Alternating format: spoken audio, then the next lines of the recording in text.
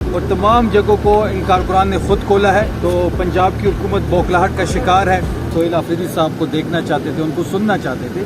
تو اٹک سے لے کے یہاں تک جتنی بھی قیام وطام کی جگہ تھی تمام کو سیل کیا گیا تھا, چاہے وہ سکیکی ہو, چاہے بیرا ہو, چاہے چکری ہو, اور تمام جگہوں کو ان کارکنان نے خود کھولا ہے. تو پنجاب کی حکومت بوکھلاہٹ کا شکار ہے.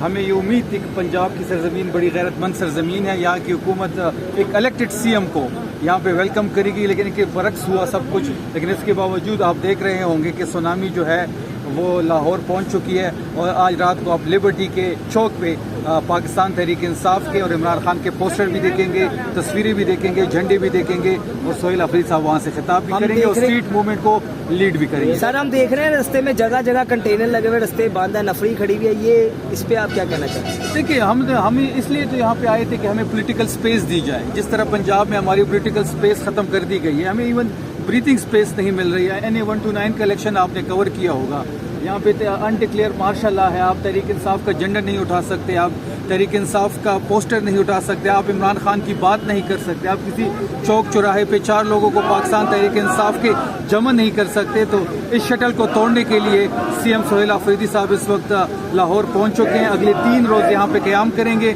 جرنلسٹ سے ملیں گے, وکلا سے ملیں گے, تنظیمی عہدیداروں سے ملیں گے, اسیران سے ملیں گے, اور یہاں جتنے بھی تحریک انصاف کے چاہنے والے ہیں, عمران خان صاحب کے چاہنے والے ہیں, سب سے ملاقات ہوگی. CM صاحب سے بات ہو سکتی ہے؟